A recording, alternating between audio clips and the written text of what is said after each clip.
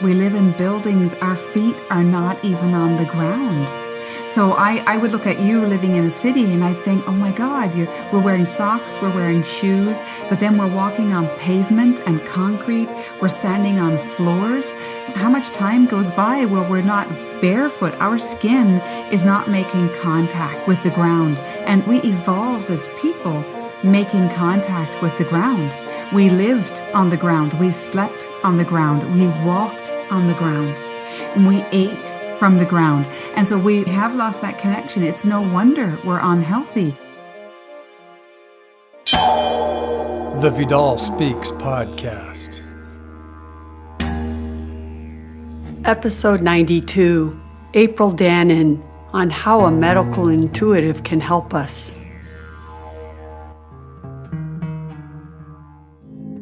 Welcome to Vidal Speaks. My name is Deborah Vidal, former 11-year LPGA golf pro turned classical homeopath, certified plant-based nutritionist, and wellness coach. Each week here on Vidal Speaks, we bring you knowledge, inspiration, or natural remedies to help you take charge of your health and feel your best. I believe health is freedom and knowledge is power. So tuning in each week will give you the power to take steps towards freeing yourself from the chains that hold you back from having the energy to do all you want in life. No matter where you are in your journey of wellness, Vidal Speaks can help. I promise. Hey everybody, welcome to Vidal Speaks Wednesday. My favorite day of the week. I hope it's yours too. Today we're going to have a great show, and I know I always say that, but it's true. There's lots of great shows. But today my guest is April Danann, and she's a medical intuitive. Have you ever heard of a medical intuitive? Do you know what they do? Well, if you don't, get ready because you're going to learn a lot about her work. April's amazing because she does so many cool things. She not only does medical intuitive work, but she does a lot of other energy medicine, and she works with people with nutrition. She's kind of a food scientist and a clinical nutritionist and a medical intuitive. So she has lots of great things to tell us today. She used to live in Canada, and now she moved to Ireland, way out in the country. She grows a lot of her own food and makes all her own vinegars. It sounds like such a dream world you'll hear. Anyways, I wanted to talk to April because there's so many people out there in the world that have these horrible mystery illnesses. As you know, I'm passionate about this subject because millions of people do not know what's wrong with them, and they're suffering all kinds of pain syndromes, and they're just getting lumped into these categories of fibromyalgia or Lyme's disease or many other non-diagnosable pain syndromes. And they have nowhere to turn because all the doctors can offer them is either the standard protocol for Lyme's or fibromyalgic drugs. And honest to God, these drugs are so damaging on the brain. They have such a high risk. Now, look, one thing I can say is I understand pain is awful. I know people who have committed suicide from pain. So I'm not saying that people should just learn to live with it, but my gosh, we have to try to find some solution other than these pharmaceutical drugs because these drugs are so toxic to the brain. It's scary. So today I want April to at least offer some other advice for people in these syndromes. And even for all of us out there that are maybe healthy and just want to make sure we're healthy, it's good to check in with a medical intuitive once a year because she can tell you things that maybe you don't know yet. And if you have a chronic symptom that nobody's been able to help you with, or something you don't know why you have it and you want to understand the cause of something, what a great option to use a medical intuitive. Have you guys ever thought of that? So here's a good one. April does really good work, and I'm really excited I found her. I actually found her because she's also a fermenting queen. She does lots of her own vinegars, and I saw her on a YouTube video doing a fermentation presentation. It was really great. So she has really a lot she can offer us today. So I think now you know why I'm excited, right? Well, actually, the thing that excites me the most is because we really need to understand why we have something. The why behind a disease can make the difference of finding the right treatment or not. Homeopathy is so wonderful because you're actually treating that why or the cause or what is known as the etiology of the disease. But sometimes we can't figure out what happened or why we got it. And so that's where I think a medical intuitive is going to be so life-changing for somebody. So let's get ready and go talk to April and find out all about what she does. Are you guys ready? Well, you know the routine. Before we go, I'm going to tell you a little bit about April.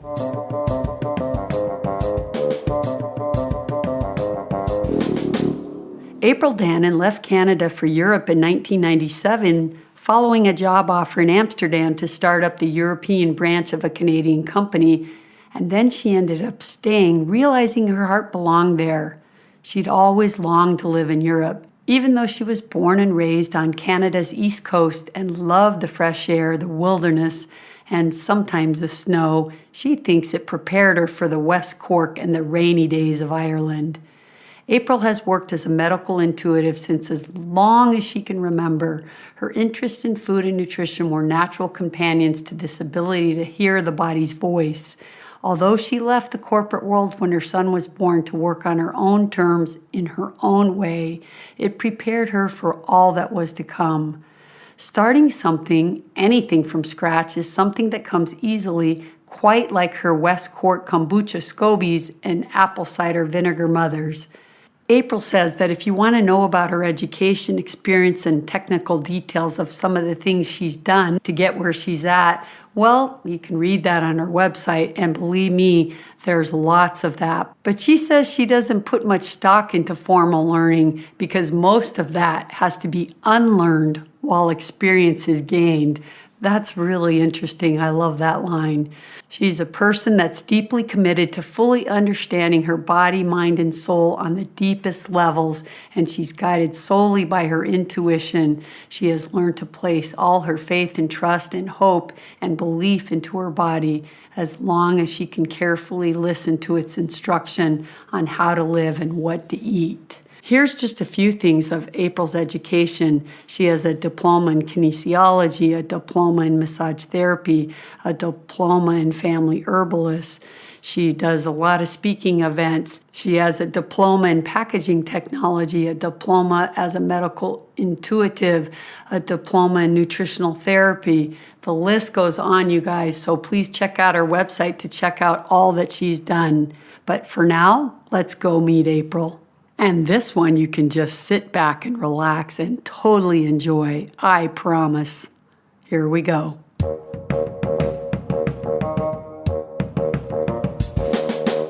Hi, April. I'm so happy you joined me today because I look so forward to hearing more about your work because you do so many cool things. So thanks for joining me today on the Vidal Speaks podcast.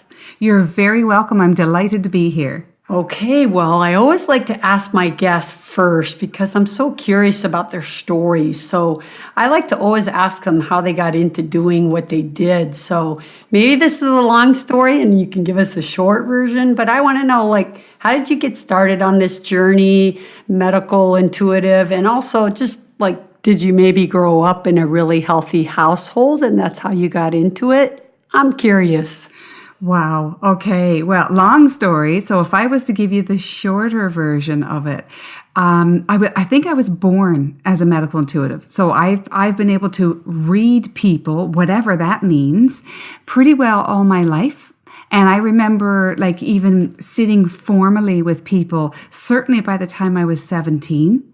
And doing reading and one-on-one sessions with them. So the rest is history, as they say. I've been doing this for 32 years now of seeing people as a medical intuitive.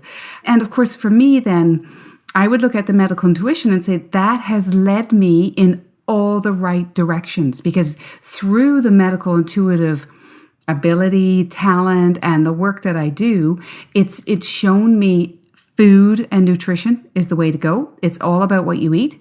Partly, but also the most gentlest ways to treat our bodies and the healthiest way is through natural means. So I would hear loud and clear from people's bodies, including my own, that herbs, like take the peppermint tea if your tummy is upset, or some ginger or something like that, and that overloading it with chemicals from water or nasty foods and things really is not going to help the situation. So because I'm working with people's bodies, it is leading me, it is guiding me. So, April, I don't know, I know a bunch of my homeopathic colleagues or friends. There's always some turning point in their own health that usually gets them started on the path. So if you look back in your life, was there any one thing about an illness or a discovery that made you think, okay, now I know why I am the way I am, or this is why I'm doing the work that I'm doing? Multiple. I have had multiple mini awakenings, but perhaps the biggest single, being an intuitive is kind of different because I would get loud and clear voices, for instance, don't eat that, don't take that, don't listen to that. So that was always there. And even if I didn't know why, over the years, I've come to trust it. So I don't question it anymore at all. My intuition says, no, don't go there. Grand, I'll do something different. But the real turning point, to be honest with you, which made up my mind once and for all, even though I was already well on the path, was when I found out, I think I was 31, 32, and I found out I was pregnant with my son. But so that's a happy day. I'd been trying to get pregnant and all of that kind of stuff. But through the experience of trying to get pregnant, I found out I was a DES daughter. And that changed everything. So DES being diethylstilbestrol, which is a synthetic estrogen. And that's what was given to my mother when she was pregnant with me. And the rest is history. It obviously changed the course of my life, but it was the single biggest shift in my reality was the thought that, oh my God, I didn't know I was a DES daughter until I was pregnant. I think my decisions and my choices would have been very different had I known previously. I know they would have been, because now I had passed it on to my son. And what does that mean for him? What does it mean for me? And so that started me on a huge path of searching, questioning, asking. The interesting thing is, even before I knew that, I was so fundamentally opposed to a couple of things. Do not give pregnant women medication or needles or anything like that. They're at such a vulnerable, the fetus is very vulnerable, the pregnant woman is very vulnerable. She should be fed properly. There should be, supports in our society. Right. And prior to that, I was very suspect of anything that was chemical or synthetic. And not natural. And then it was like the penny dropped. Only for me, it was like a roll of pennies dropped. Everything in my life made sense. Yeah, because you've got this natural message saying stay away from it, and then you find out you're a DES child. Maybe tell us, what are the ramifications of being a DES child? Well, I was exposed to this synthetic estrogen before I was even born. I don't know for how long. There was no records kept except that it was given out and told to these women who took it, millions of them, that it was a vitamin. And so most people weren't even aware of why they were taking it. It was meant to prevent miscarriage, which I think is what it was effective at preventing miscarriage. But the fallout is that children then born, in particular girls, I don't think there's a lot of research done, or certainly there I haven't found it, on boys. But certainly the girls, the DES daughters that were born, have fertility issues, have much higher incidence of different, like in particular types of cancers, and on metabolic syndrome, difficulties losing weight, lowered immune systems. Honestly, they've never done any research. They've never done any follow-up. There's been no compensation. They're not interested, whoever they are, the people that provided this drug to pregnant women, and then proceeded to create health care nightmares for generations to come. So it concerns me because I have 2 children and I don't know what their outcome is going to be, but it puts the the onus on me. So the sort of the silver lining in the dark cloud is, for me, then I have to take exquisite care of myself. I have to make sure that I'm not exposed to, chemicals and certainly not synthetic hormones and things like that.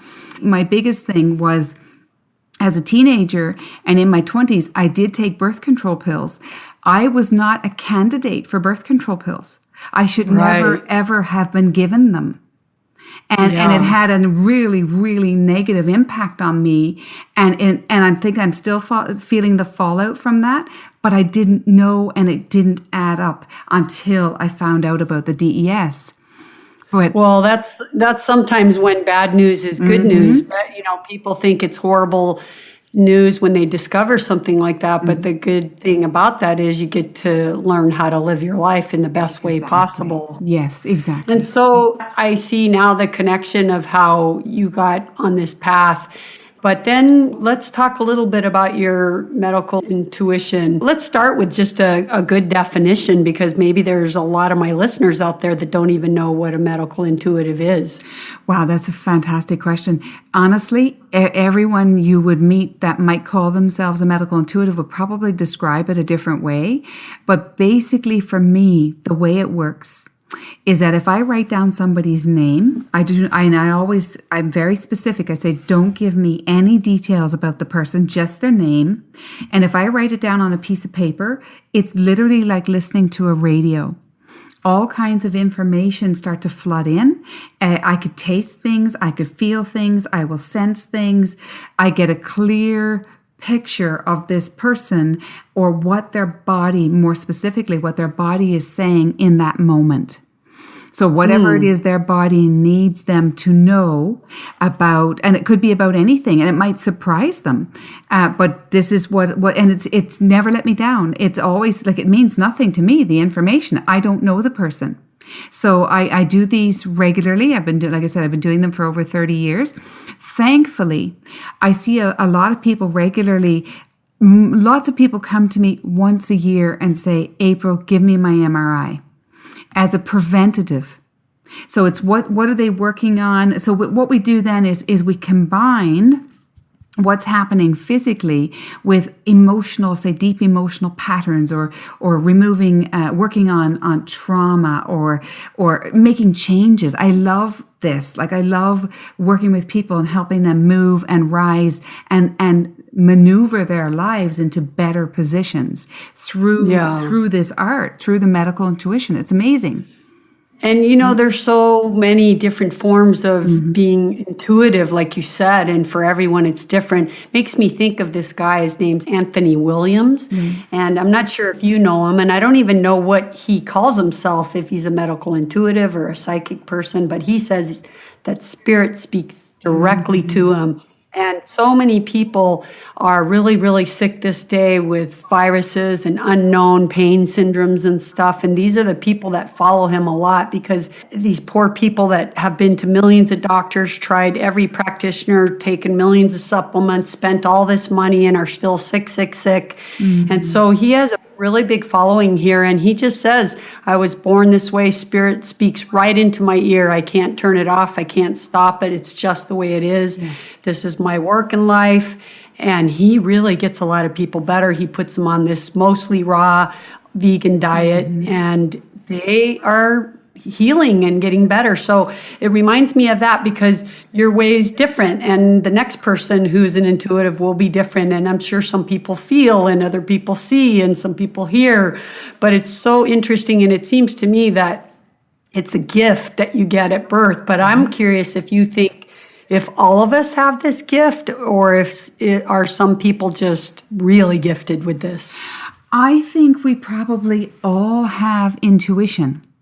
But I think certain people are really gifted with it. And to be honest with you, for most of my life, and even now, I wouldn't wish it on anyone. I really wouldn't. Right. It is a burden. It's a responsibility. It's sometimes I wonder, like, if I had a choice, if I could turn it off, would I, and just walk away? And be normal. I certainly have thought about it. For me, when I don't work with my intuition or try and shut it down, I get migraines. Or also if my intuition gets jammed, which it can every now and then with electromagnetic frequencies on the planet, especially the particle accelerators, when they're operational, I get terrible migraines. So That's interesting. Yeah, That's really interesting. Yeah, we're tuned into the planet in a different wavelength. So I can not only listen to people, I can listen to animals. I listen to trees. All I need to do is the trees communicate with me, or plants, and that's where my love of medicinal trees and medicinal plants and my herb garden comes from. They speak to me and they tell me, how to put them together, how to work with them. It's just amazing. But yeah, I walk into a room and I know who's thirsty and who's hungry and who's angry and whatever. So you're tuned in all the time. Wow, that's now I see where you got the name The Natural Rebel, because that's so against the mainstream, right? And you were growing up in Canada and now live in Ireland, but regardless where you live, I'm sure that's against the mainstream, and it must have felt like you were kind of I don't know, not a freak, but you were just definitely swimming upstream. Oh, definitely. Absolutely swimming upstream. And in a family that was kind of teetering on the edge of the religiosity of looking at me as an absolute freak, but yet they were all psychic as well, and they were terrified of it. So the family that I'm from are highly intuitive, highly psychic, and shut it all down and ran from it. And so if you shut it down, you end up on antidepressants, or you end up on something in order to lock it into place. So I remember being a teenager and even looking at things like marijuana, and my body saying, don't do that, because it will interfere with your intuition, and your intuition is extremely important. Do not interfere with it. Don't allow anything to interfere with it. And knowing just from, like I said, a teenager, of to be very careful with it. Yeah, and I think those early years of our life were kind of more geared and raised by learning how to turn it off than to step it up. So that makes a lot of sense. Now I have a question about just in general intuitive healers. Some of them I've heard amazing readings or sessions where the healer hits this diagnosis like right on, because there was some event or something that happened in the person's timeline. But do you think that most intuitive people or healers, and maybe you can just speak for your experience, is it easier to diagnose the problem than to help the person cure themselves? Because what I really want to know is, are you doing any energy work to heal them, or are they doing all the healing work themselves by your advice? I would tend to be a hands-off person. Probably because I actually started to be more hands-on a few years ago, and then I backed off because I realized that people were looking for quick fixes. They still had that mentality of give me the magic pill. Right. And make it all better. And so what my experience is that if you take the magic pill and make it all better, you're not going to pursue the layers that got you in that place in the first place. Because the whole point of the intuition, here's the information, here's the plan. So I do work with people to come up with a plan. The plan will be lifestyle, it will be exercise, it will be herb, it will be whatever it is we need to do. It would be about breaking patterns, but most of all, it would be about approaching it as we are stripping back layers here to release you from the pattern. But when it comes to energy work, I don't think any energy work is long lasting. The person still has to make the changes. So even if you worked on an energetic level, you're saying that that's like a temporary kind of thing, and the person needs to be committed to make their own. It's kind of like you go to a chiropractor or an osteopath, and they make you feel better, but in 20 days or 15 days or a month, you need another adjustment, unless you are addressing what caused it in the first place. Right. So do you think that these people that I was talking about, like these millions and millions of people in the world now that have these strange syndromes like fibromyalgia diagnoses or Lyme's disease or who knows, there's so many. But it's this strange phenomenon that I'm seeing of pain syndrome, I call these kind of mystery illnesses. And do you think that these kind of people that have this have a more kind of complex problem or plan than the average person that you see? I think that there might be two things going on. I think there might be an emotional pattern there yet unable to uncover or unwilling to deal with or haven't got to that place in their life yet where they're ready to deal with it. But also I think that there's such a thing as chemical exposure, maybe at critical junctures in their life, that it compounds. So we can stand back and we can say, yeah, pesticides, and then we have synthetic estrogens, and then we have fungicides, and we have all of these different classes and separate chemicals, for instance, just chemicals. Like there's hundreds of different classifications of synthetic compounds. But how do they all work together? And might they affect one person completely differently than the other person? And might they affect, this person again completely different, say causing, debilitating muscle spasms, for instance, or pain or what have you, or skin rashes. I've seen all kinds of things because they've been exposed to such and such a thing at a certain age or a certain time or via, a route that's not normal or not usual. So we are now going to see more, and they're not necessarily more complex, because the body is a very complex place. So it doesn't mean they're more complex. It just means that the approach needs to be carefully thought out and maybe come at it from a different angle. But I do think that some of these compounds are joining forces, as it were, inside some people's bodies and wreaking havoc.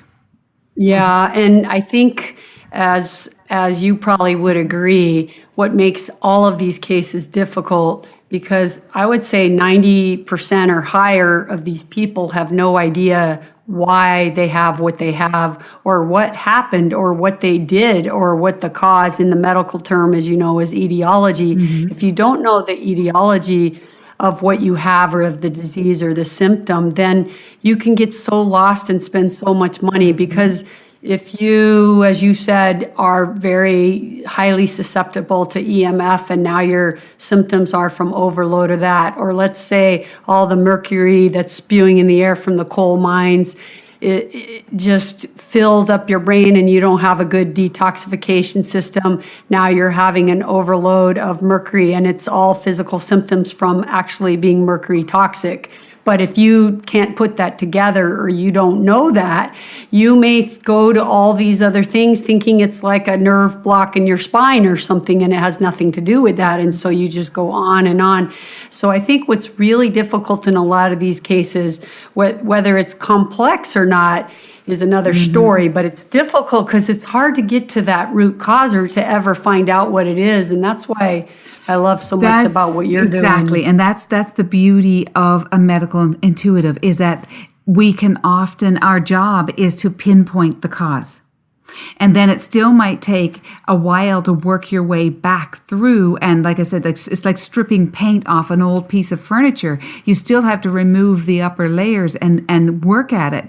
But you've got something to work towards.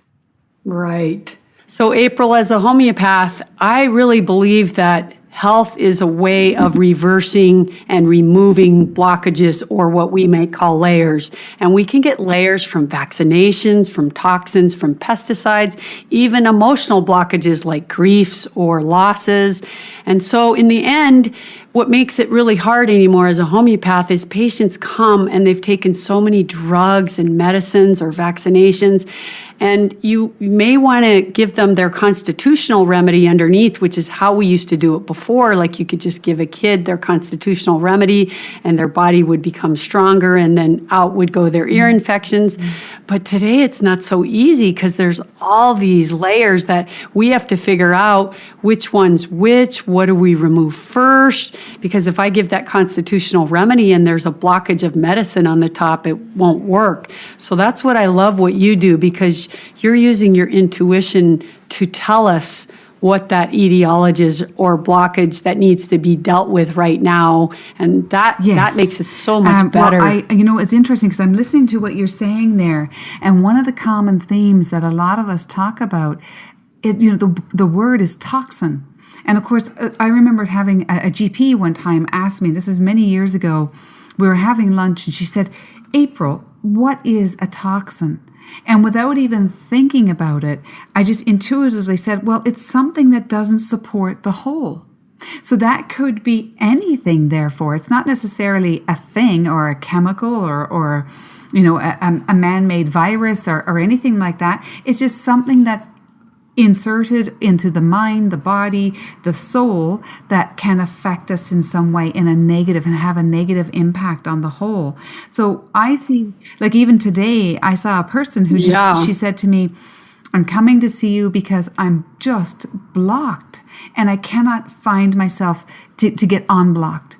And of course, I had done her reading and my first question to her was, what are you taking? Because the chemicals, that whatever's in your body is what's blocking you.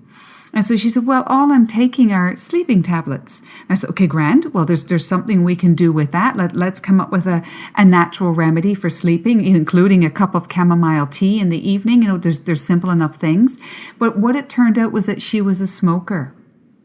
And even though she was only smoking what she considered to be, just a few cigarettes a day, I explained to her how energetically and not to mention health-wise, this sets up to block your everything from your absorption of your nutrients, because it's a toxin, it's a drain, it's something that doesn't support the whole. So if we remove the smoking, after a few weeks, her body would be in recovery and would be seeking to absorb and mineralize and you name it, like just up increase the amount of vitamins and minerals that are in the system, and bring the body back to a state of health. But as long as she was smoking, and for some people it could be an addiction of another kind, or not even addiction, just unhealthy habits, like sitting down after a big meal or eating way too much and then not taking much of any exercise, these become blocks as far as I'm concerned. And that then becomes a toxin in our system. Well, and look, a toxin can be a thought, I mean, it's true. And we're all, very toxic, and the world is very toxic. And I always say to my listeners that you need to be making an active effort to detoxify your body, mind, and spirit, because we're living in a world that we can't just do nothing anymore. Even if you eat really healthy, it's not enough anymore. You need assistance from nature. And that's why I think it was on your blog I read when you were talking about how the only way to heal is through nature's medicine. And that's obviously what I believe in as a homeopathy. It's either energy or actual medicine from nature. And that you said something like that's the way that people connect back with nature, because they've lost that connection. And look, I live in LA, not like you, out in the middle of nowhere in the beautiful nature. So we have to really make an effort to get out into nature. And so many people don't do it anymore. It's so funny. Like we live in buildings, our feet are not even on the ground. So I would look at you living in a city and I'd think, oh my God, we're wearing socks, we're wearing shoes, but then we're walking on pavement and concrete, we're standing on floors.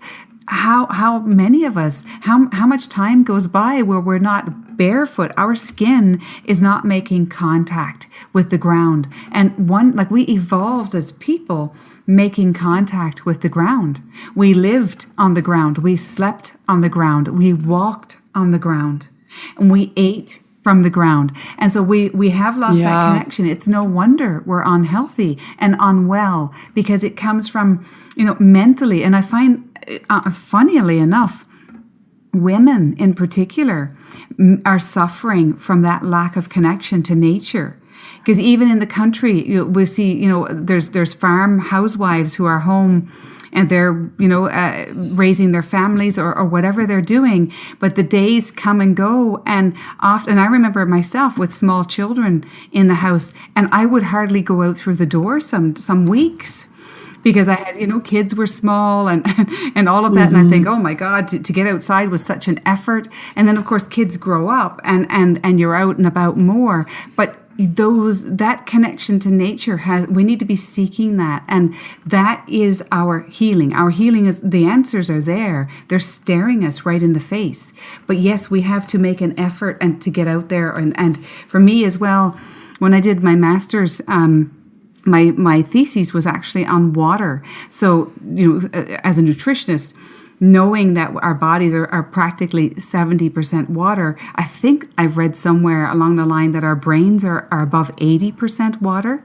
So that's a significant proportion of our tissues that require clean water. So access to clean water and drinking enough water is vital to all. And again, that's nature, bringing it into our systems. Right. And if you look at what's happening on the planet, all that's being taken away. There's, clean waters, you can't find it unless you do it yourself. Right. And look at what we're doing with fracking, at least in America, it's scary. And then you talk about the air, because we have to breathe. So, and our food, all those things are falling down our food. So we have to take part now to do everything we can to get clean water, clean food with energy in it, organic as possible, as much as people can afford.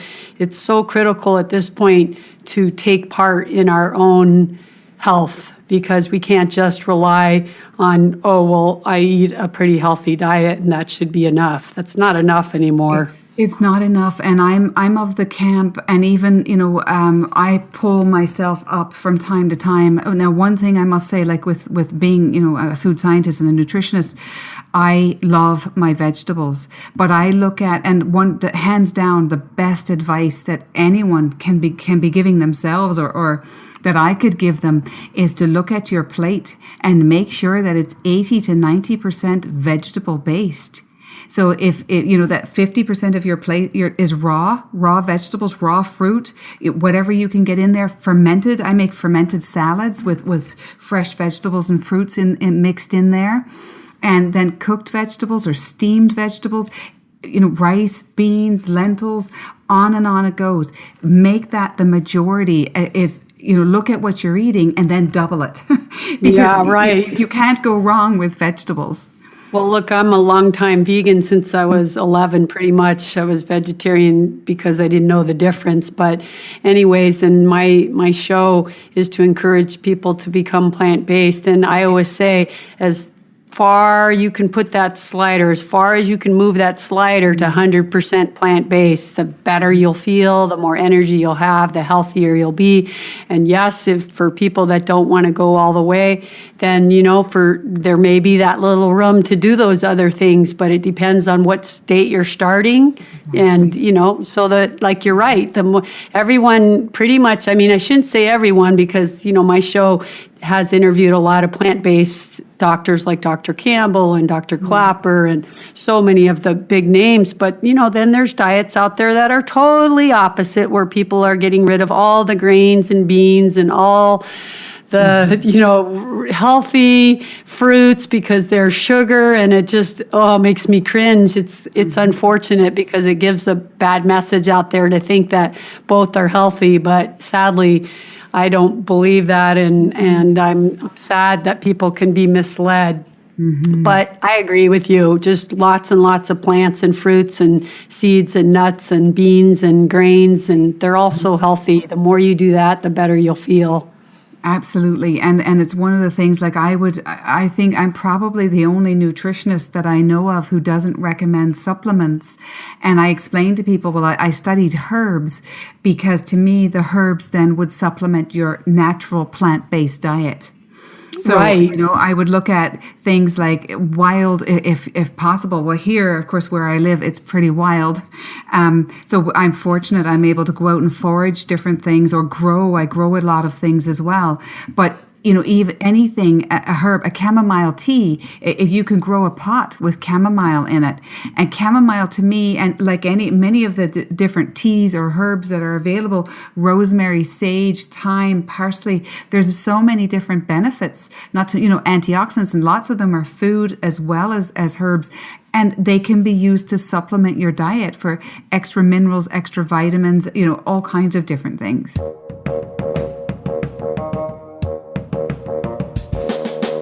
Okay, time to take a little break and get your drink, walk around and do some of those stretches. I love those arches where you lay on the ground and then you push your hands on the floor and lift up so that it arches your low back, and then just look up. That's so good for your back because we spend so much of the day with our back hunched over the other way. That's my favorite one. Now, while you're listening, I just want to tell you to keep using that Amazon banner and to thank you for using that Amazon banner. If you guys are new, please go to my website, which is vidalspeaks.com, and click on the Amazon banner there, and then just bookmark it so you can use that banner every time you shop at Amazon. They just send us a little commission when you make a purchase, and that helps support the show. So thanks, you guys, for doing that. And please don't forget to tell all your friends about the Vidal Speaks podcast, because it's really important to just pass the word, because I want you guys to be helping others. And when other people get better, they're going to feel so good and they're going to tell their friends. So if you know of anybody that's sick or struggling, just hook them up with this podcast, because they're going to learn so much. And you can just hit the share button if you're listening in iTunes. It's so easy. Anyways, you guys, please keep passing the word on. And if you haven't left a review, I'd love you if you do that. All right, now let's get back to the show.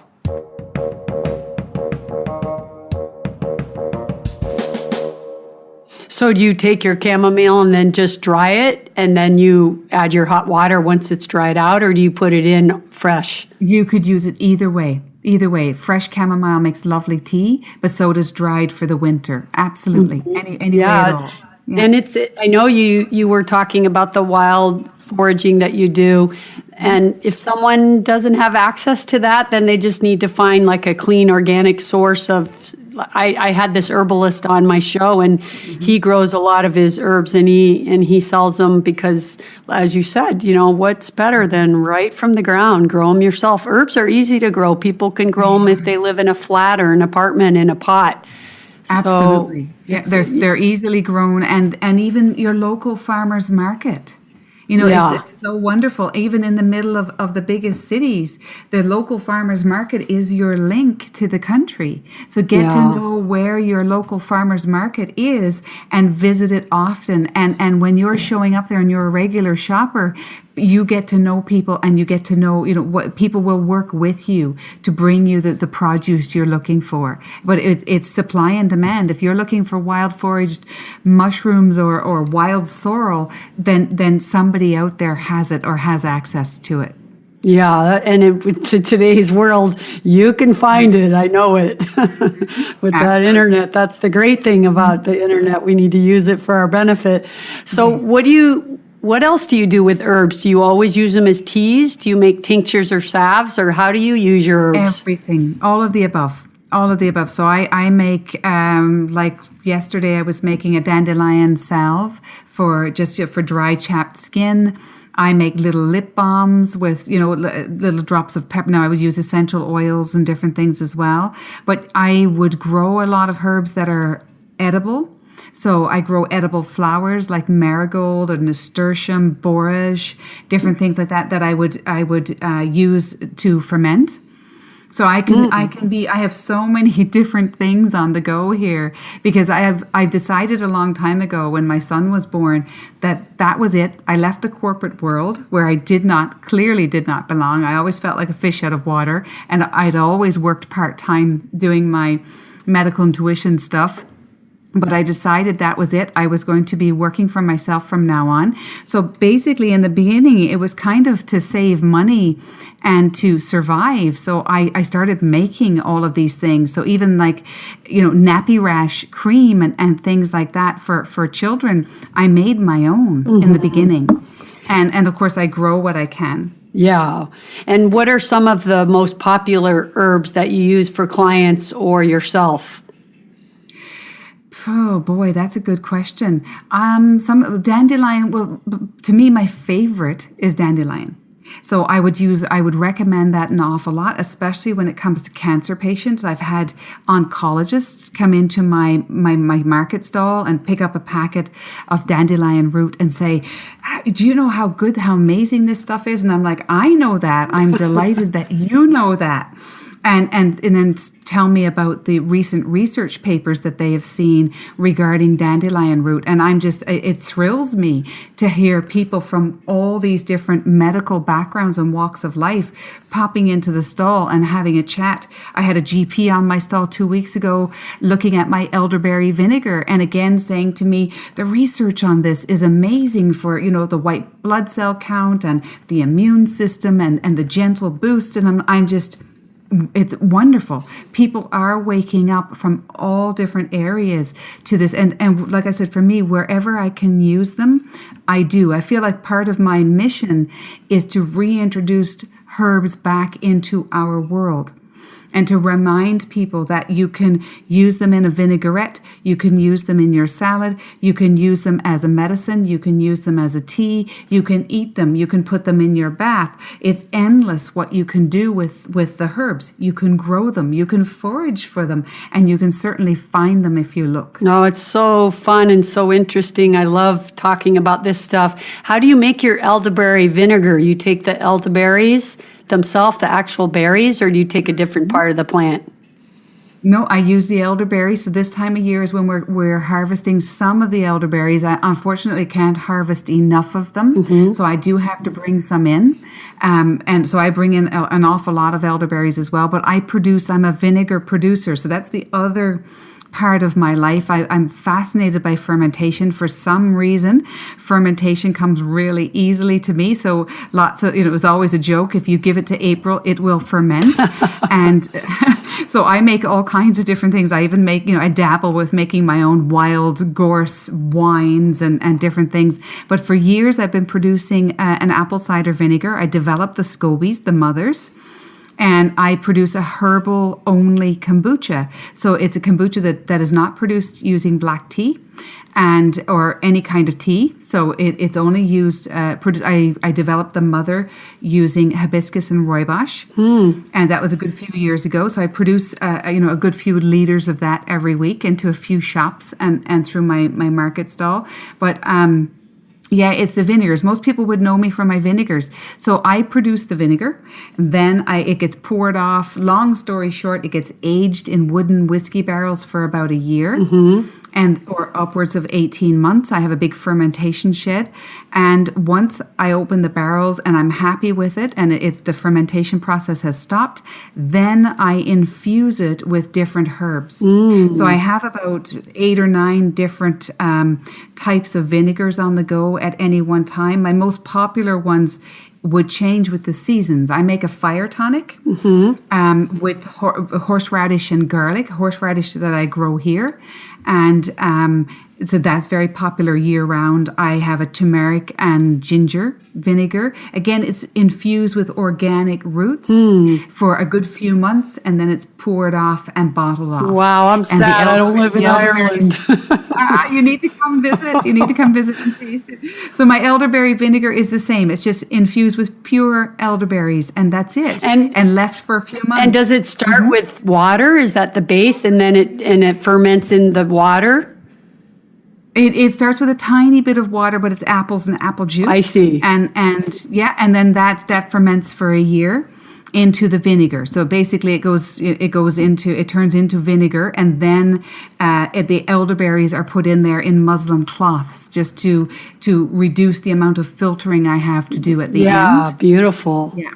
Cool. Yeah. And this may be a silly question, but is all vinegars, because I see like the Japanese use a bunch of different vinegars, and then, there's rice vinegar and are all vinegars always fermented? They are, right? Yeah, vinegars are a fermented food. So yes. Why is it that some people think vinegar's unhealthy? Is it because they mistaken it for being too acidic? I think so. But maybe some vinegars are, but I'm not sure about all vinegars, but I know in particular apple cider vinegar is alkalizing. So it is an acid. It's a weaker acid, but it is alkalizing in your system. Now, are all vinegars alkalizing in your system? I don't know for sure. Yeah, I don't know that but I know either. apple cider vinegar. Yeah, apple cider vinegar is considered to be an alkalizer. It's considered to be very cleansing. It aids detoxing. I think it's a digestive aid like nothing else. And as a nutritionist, I really think it helps with absorption of minerals or breaking things down. So I think it really makes a big difference. And it's captivated me for years. So I produce probably, I'm just a tiny producer here in Ireland, so probably about 3,500 litres right now every few months. So it's not a lot, but it's very select type of vinegar. But I would be known as someone, I'm very fussy with my water. So my vinegar is produced using only well water from the mountain. There's no chemicals in the water. And it's produced, it's allowed to age in the wooden barrels. So that's kind of the old-fashioned way of making it. Wow, that's 3,500 bottles every few months. That's still a business. That's amazing. Cool that you do all that.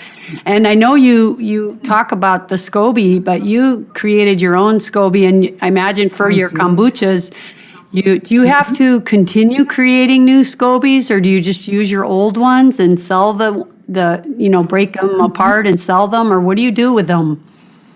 Yeah, no, they keep growing. So yeah, I captured a SCOBY, or somebody used the words anyway, captured it a few years ago for my vinegar in my herb garden. That's where I started it.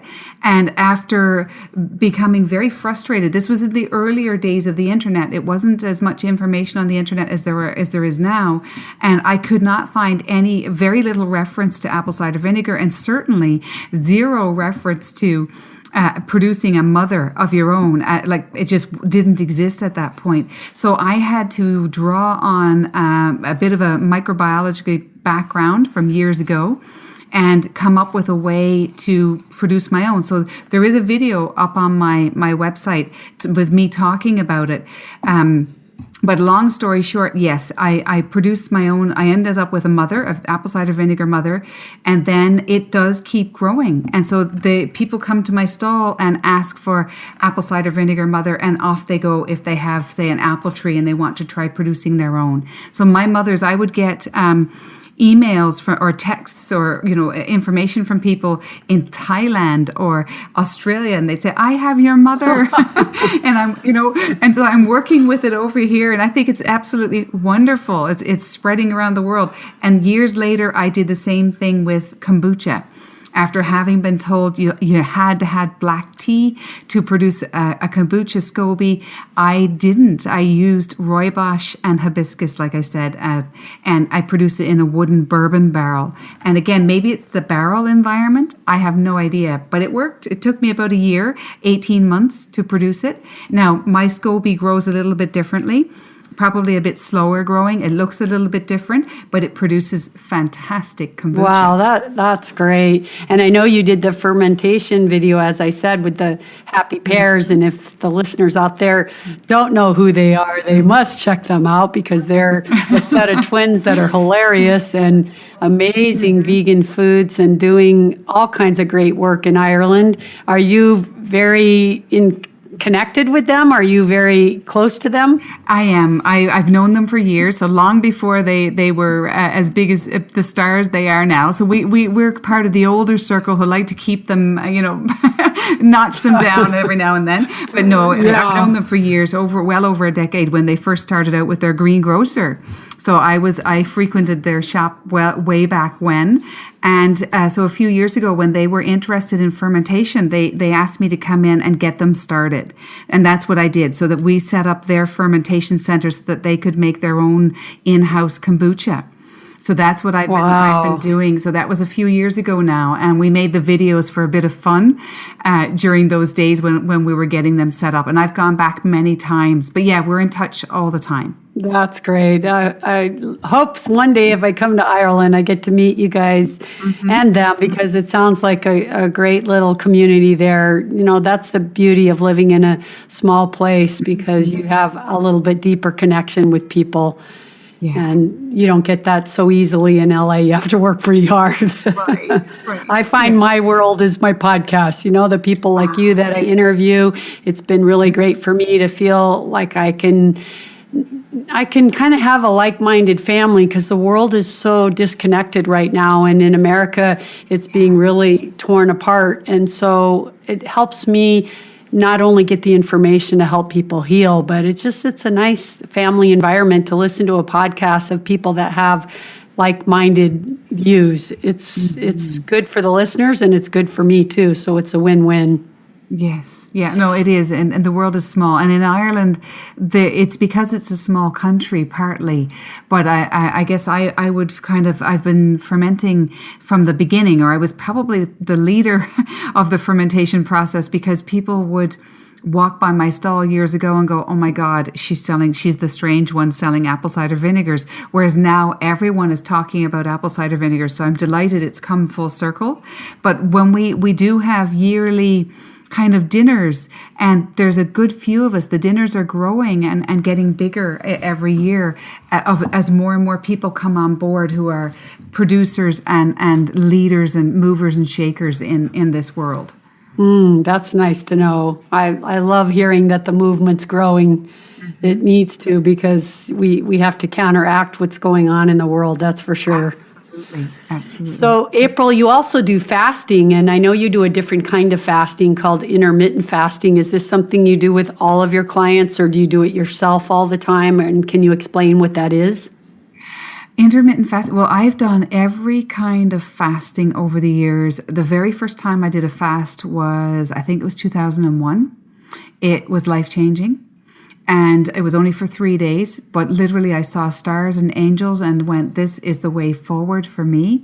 It was that significant in my life. So over the years, I fasted from everything for 30 days on water to a 40-day fast, a master cleanse kind of fast on the lemonade drink for 40 days.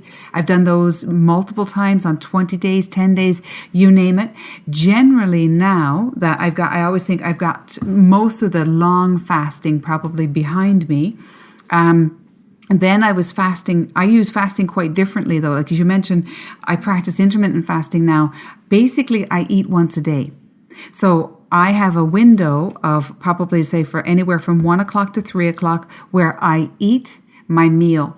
So we all sit down together, we eat a meal. The meal could be a feast some days, or other days just a soup and a sandwich or whatever's on the go. I don't have a lot of time for cooking big, huge meals. So we all eat together, whoever's in the house. We all sit down and say, for instance, today, now again, it would be 90, above 90% vegetables and fruit. There's always salad. There's lentils and beans and rice dishes and different things there. And that would be our meal. And there's always a nice dessert and kombucha to drink or whatever people want. So if that's called intermittent fasting, I assume it is, because I won't eat again now until tomorrow at the same time.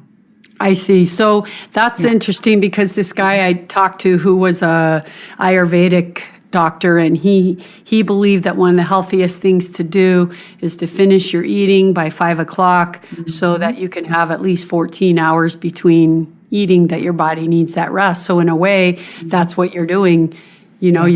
You're giving your digestion a break, and you're basically fasting in those 14 hours while you're in the evening or sleeping. And for me, it's 23 hours. Yeah. So it would be 23 hours before I eat again. And for pretty well everybody in the house, except for my son who's rowing. So right now he's training pretty hard. So we feed him differently. I'm not training, 4 hours a day and rowing. So obviously it depends on what your needs are. Right. If somebody's athletic and they are training, absolutely approach your diet and your meals differently. But if you're not training, you're just living normally and exercising, a regular, normal output, then we eat far too often and we eat far too much. Yeah, that's so true. And I've done and experimented a lot with fasting. I've never done a long fast because I'm thin and it's too hard to go too long. But I've done I think the longest I ever did was like an 8-day water fast, but I used to fast 4 days every single month in a row, all water. And I used to love it. You feel so high on a fast. You feel so good. It's crazy. And I like this intermittent fasting that you're talking about because it's really doable for most people. It's doable, and honestly, it makes life so much simpler in that you're not up. What I found for me is that the obsession with the next meal is gone. I'm not thinking about the next meal. I actually don't think about the next meal at all anymore. So that food security or food insecurity leaves. So, and I don't know if the rest of the world was like this, but even though the house is full of food, I grow food, outside there's food, inside there's food, my pantry is always full. If I'm cooking 3 meals a day, I'm focused on every meal. My whole world revolves around those meals. And I was like, this is wrong. It consumes so much of my energy. And so when I cut it down to 1 meal and we all stop everything. So whoever's in the house, like I said, I've got a couple of people that work with me. We're producing vinegars. Everybody stops. We stop everything, and I homeschool my kids, so the kids stop what they're doing. Everybody comes in, and everyone's involved. Somebody's up at the tunnels or the gardens picking vegetables or whatever we need for cooking. Somebody's already cooking. Somebody's preparing salads. Somebody's slicing bread. Somebody else is setting the table. All hands are involved in preparing the meal, and we all sit down together, and we enjoy, and I look forward to my meal. Finally. And I look back now and I realize that perhaps I've lived my life where I didn't look forward to because it was more of a chore. Yeah. It was a chore and a task to cook it. It was a chore and a task to clean up afterwards or to prepare it. And it was a chore to eat it because I didn't really need it. Well, and it sure helps to have teamwork because when everybody's on the same team and everyone wants to eat the same and everybody benefits from and everybody's actually hungry and you're actually hungry. Do you know first thing in the morning, there's a huge difference with what fasting has taught me is that my stomach might be empty, but just because my stomach is empty doesn't mean I'm actually hungry. That's so true. I can tell you, like, I'm 6 feet tall, but I have a very small ability to hold much food in my stomach. My mind wants to eat, but my body can't hold that much. And I love cooking and I love great healthy food, but then I make it and I can't eat that much. And if you really listen to your hunger as your guide, my gosh, I wouldn't eat that often. Seriously. No, not at all. Yeah. And I think even if you look back 100, 200 years ago, we'd have been fortunate if we ate 1 good meal a day. We've lived for thousands of years, many thousands of years as human beings on this planet. There wasn't 3 square meals and 3 snacks a day. That just wasn't feasible. Yeah, that's so true. So April, when you do your medical intuitive work with clients, tell me how do if people want to do that with you, what can they do and how do you work? Do you work by phone? Do you work by a picture? I mean, how does it work? Tell me the process. Well, the process is usually there's a link on my website where people just will send me a note and give me like times and days that they're available. And I always say to them, do not tell me anything. All I need is a name. I do not want any other details, just a person's name. No details of their condition or their health or anything like that. I work only from the name. So we then agree on a type. There's different types, I call them levels of sessions. So there's 3 different or 4 different levels of sessions depending on how deeply a person wants to go. And so they select the session that suits them, that they're interested in. And working from their name, I will start and do the reading an hour or 2 prior to the session. So say if we've agreed that we're going to chat, it can be over the phone, it can be by Skype, it can be in person if they're in Ireland or they're around the place. Most of what I do, though, is over the phone because of the international nature of the work. Over the phone or on Skype or on the computer. And then from that person's name, I generate a 1-page or 2-page or 3-page report.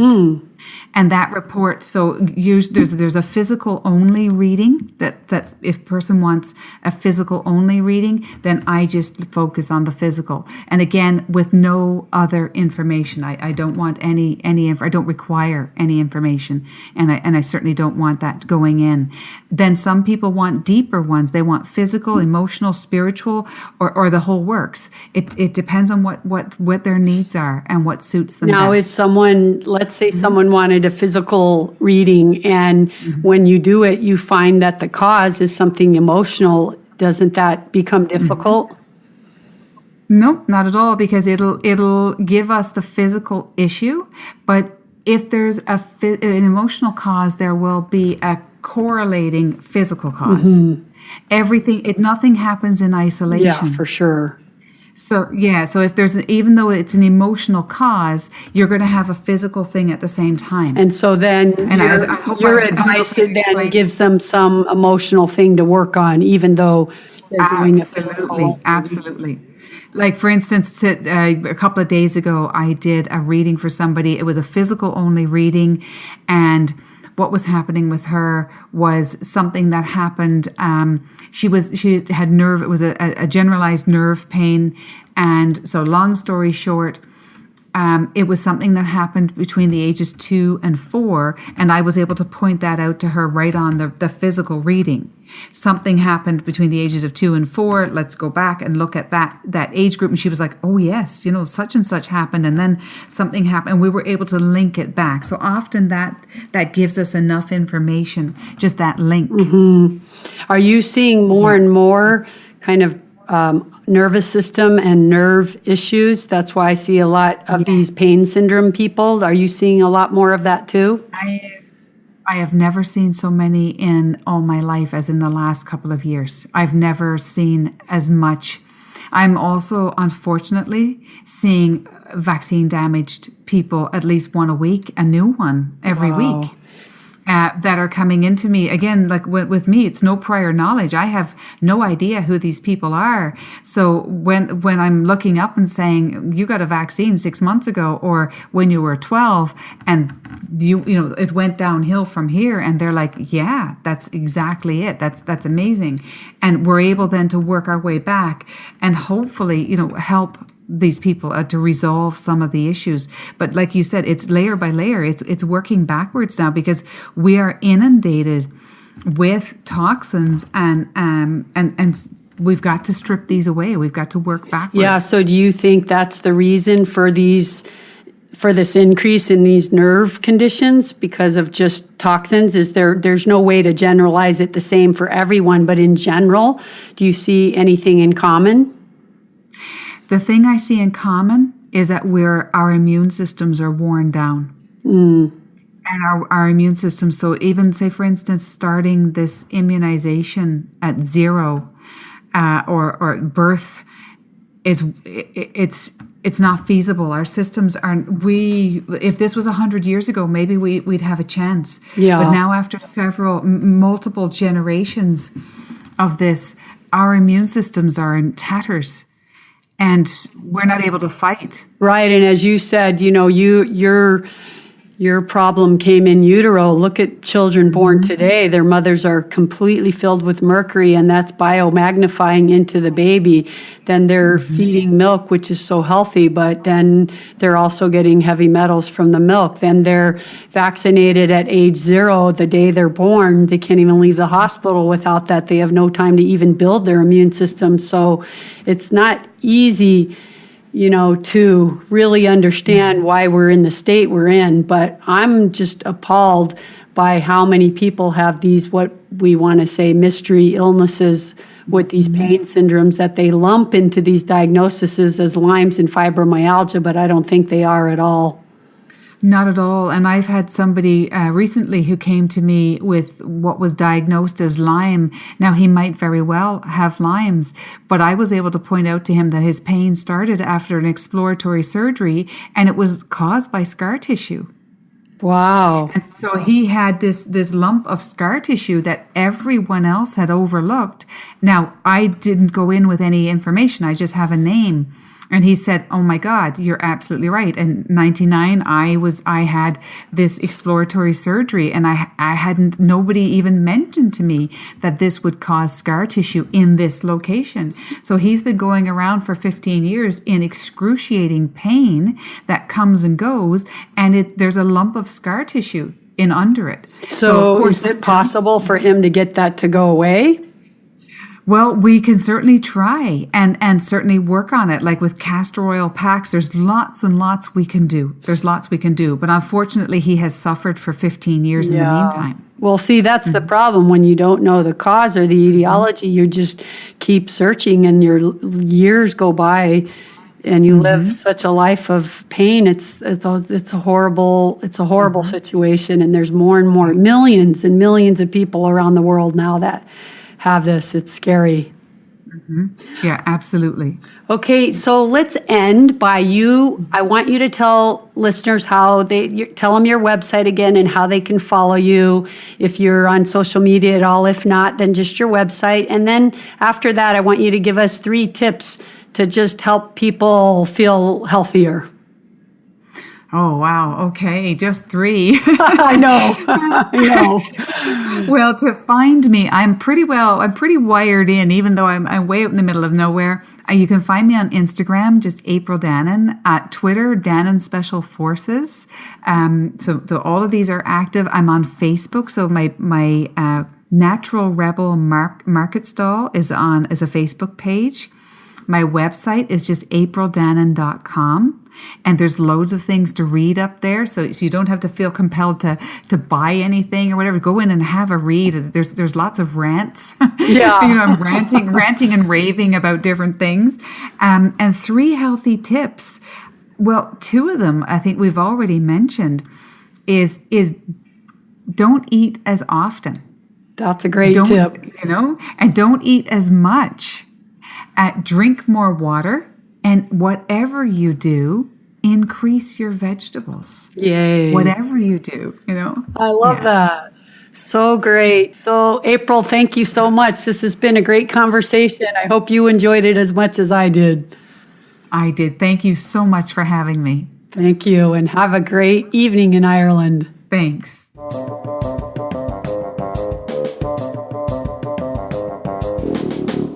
So, how'd you like that one? Doesn't it sound like April's life is so fantastic to live out in the countryside of Ireland and to be fermenting all your own vinegars? Man, I wish I could get my hand on some of that vinegar. What was it, the elderberry one? I want some of that one. I know she makes so many delicious fermented drinks because I've seen it on some videos. But anyways, I just liked hearing her talk about health, and I loved how she talked about the blockages because that's so much how a homeopath looks at somebody's health. There's so many things in the world that we get blockages from. Toxins. Toxins are poisonous, guys. And drugs, guess what? They're chemicals. Those are toxins. The environment is filled with toxins. Plastic, it's toxins. And that's all being spewed into our oceans. And so our fish are filled with toxins. It's so scary. We have to do something to actively detox our body. Honestly, our system and all our organs can't do it by itself anymore. So you need to take seriously this idea of detoxing. And that's where me, Vidal, the detox queen, is going to help you guys, because we need to eat clean, but then we need to take some measures to detox. And in addition to that, I love to introduce you guys to this idea of a medical intuitive, because there are so many people that have tried so many things and they just can't get better. And I think partly is because they don't know what their blockages are, or they don't know what their cause of the disease is, or the cause of their symptoms. And they just keep spending all this money on supplements and practitioners and doctors and tests. And in the end, it's 8 years, 10 years later, and they still have the same problem.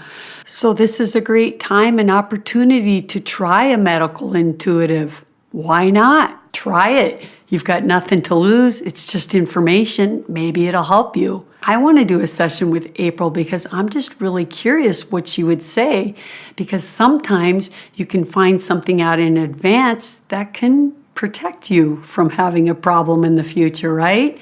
And certainly I think Lloyd needs a session with April because he's got one of those syndromes where we don't really know the cause, so maybe she can give us some insight on that. Anyways, check her out and go to her website and sign up for a session because I think it'd be very helpful. All right, you guys, I know that you know what time it is, right? It's time to say goodbye. I hope you enjoyed the show today, my podcast family. But it is time to say goodbye. So until next week, eat lots of plants, okay? Vidal has spoken. You heal with a plant-powered diet, homeopathy, and detoxing. Of course. Be healthy. Be free. Live life.